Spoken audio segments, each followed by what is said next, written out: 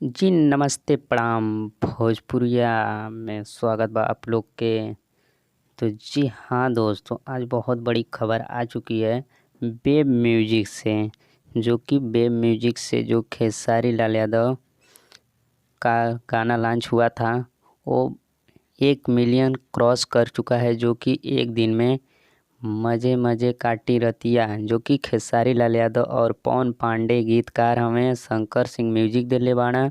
बहुत ही hit song बा, जो कि मज़े मज़े काटी रतिया। भोजपुरी के दबंग सुपरस्टार कलाकार खेसारी लाल यादव, जो कि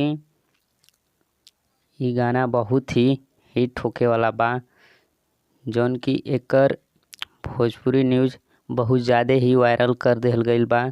मगर ये वीडियो 1 मिलियन 1.2 मिलियन से ज़्यादा क्रॉस ना भइल बा, जौन कि भोजपुरी में जानल मानल कलाकार बाने खेसारी लाल यादव और पवन सिंह।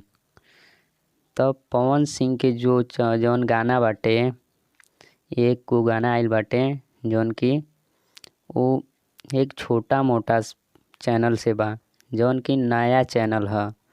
तो ओसे आइल बा, वो चैनल का व्यूज मिलियन पार होखे वाला बा, जौन कि ओकर एल्बम आप लोग के हम लिंक नीचे दे देब डिस्क्रिप्शन में, तो वो गाना के भी देख लेल जाई। आ ये गाना के तो देख ही रहे हैं आप लोग, तो ज़रूर हमारे चैनल के सब्सक्राइब कर दी और घंटा के बटन के दबा दी और कमेंट करके ज़रूर बताएं कि ये गाना कैसा लगल।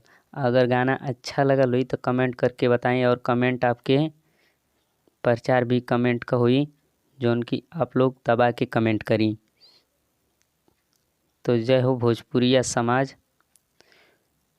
तो यही तरह वीडियो हम लेके आवत रहब असली भोजपुरी टीवी पे।